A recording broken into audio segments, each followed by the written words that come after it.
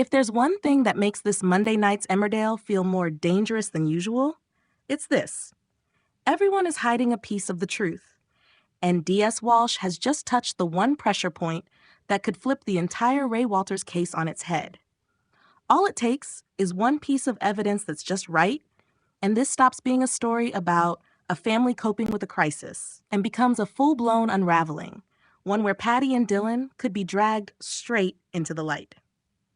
The episode opens with Bear still missing after last week's hospital incident when he snapped and attacked Jacob. Watching Bear walk down a rural road, even dodging a passing car so no one can see him, doesn't feel like he's simply running from the law. It feels like he's running from his own shame. When someone crosses a line and knows they've caused real harm, a very instinctive response is self-isolation. Disappear, and the fear will feel smaller. But the longer he runs, the heavier the price becomes. DS Walsh arrives to tell Paddy exactly that, softly, yet chillingly.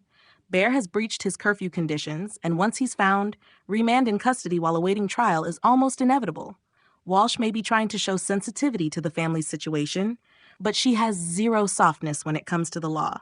And that kind of controlled kindness can be even more terrifying because it signals she's fully alert and looking at everything through an investigator's eyes, not a sympathetic one. Paddy, cornered in the role of a desperate son, finally finds Bear where he's searching for closure, at Anya's empty grave.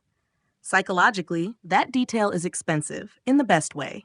Some people, when guilt sends them spiraling, we cling to a ritual to convince themselves they still have a shred of humanity, still a place they can return to. Paddy immediately tries to engineer an escape route, arranging for Bear to be placed in a high-security mental health unit. In Paddy's head, it's the least bad option, treatment for Bear, and possibly a way to avoid prison. It's a painfully real family response. When you're terrified of losing someone, you grab any pathway that might save them, even if that path can later be read as fixing or hiding something. And that's exactly the risk. The harder you try to manage it, the easier it becomes for someone like Walsh to spot the unnatural folds in the story. Then comes the pivot. Even if Walsh is behaving more pleasantly than usual with Bear's family, her tone changes instantly when she stumbles across a piece of evidence that looks directly connected to Ray Walters. That's the part that hooks me most, because the write-up stresses one thing. Walsh has always believed the full truth about Ray's death hasn't been told, and, crucially, that Bear couldn't have moved the body alone.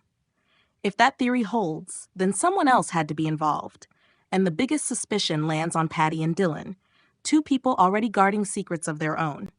Their psychology right now is basically caught in two vices. Fearing the law is one thing, but fearing your family seeing you differently is often what keeps a lie alive longer. And Walsh is dangerous in a very specific way. She doesn't need drama. She just needs one detail that doesn't fit, and she'll pull the whole chain of events into daylight. Cases don't flip because someone suddenly confesses. They flip because evidence makes the lie impossible to stand on. Alongside the investigation, Butler's farm takes another hit. Joe arranges for the herd to be tested because there's suspicion of bovine TB, effectively freezing the business until results come back. If the outcome is bad, the cattle could be destroyed, and Kane simply cannot handle that when the farm is already being strangled by financial pressure with Moira away. For Kane, the farm isn't just money, it's identity, the thing he clings to so he doesn't fall apart. TB at the farm feels like control being taken away. You can't negotiate with disease, you can't talk it down. You can only wait for a verdict. And right on cue, Joe is circling, hoping to buy Moira's share. Joe doesn't even need to strike directly. Sometimes the person trying to take something only needs to stand in the right place and watch the other side exhaust itself. What's scary here is how it all closes in like a slow trap. Bad news stacked on bad news, and one more blow could push Kane into decisions he'd never normally make.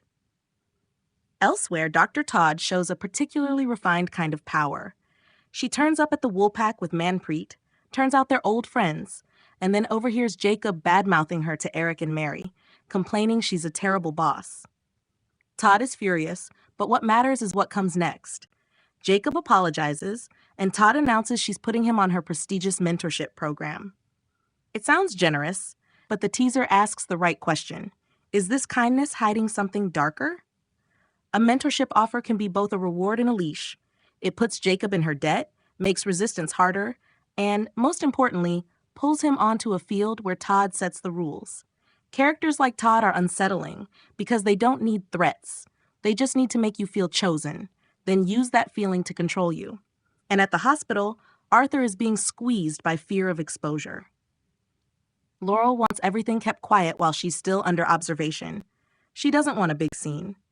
But Nicola is determined to get a clear answer about why Laurel collapsed, and the way Nicola pushes sends Arthur into panic because he's terrified his role in Laurel's fall will be revealed.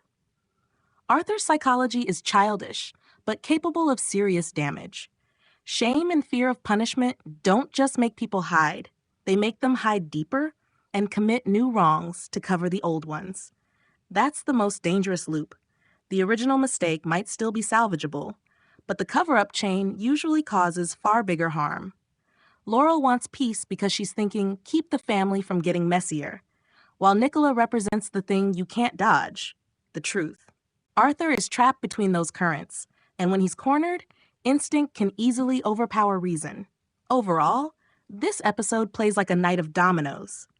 One small piece of evidence from DS Walsh could reroute the Ray Walters case, and once that case turns, the secrets Paddy and Dylan are holding stop being private. Meanwhile, Kane is being worn down by the farm to the point where one more bad result could collapse everything.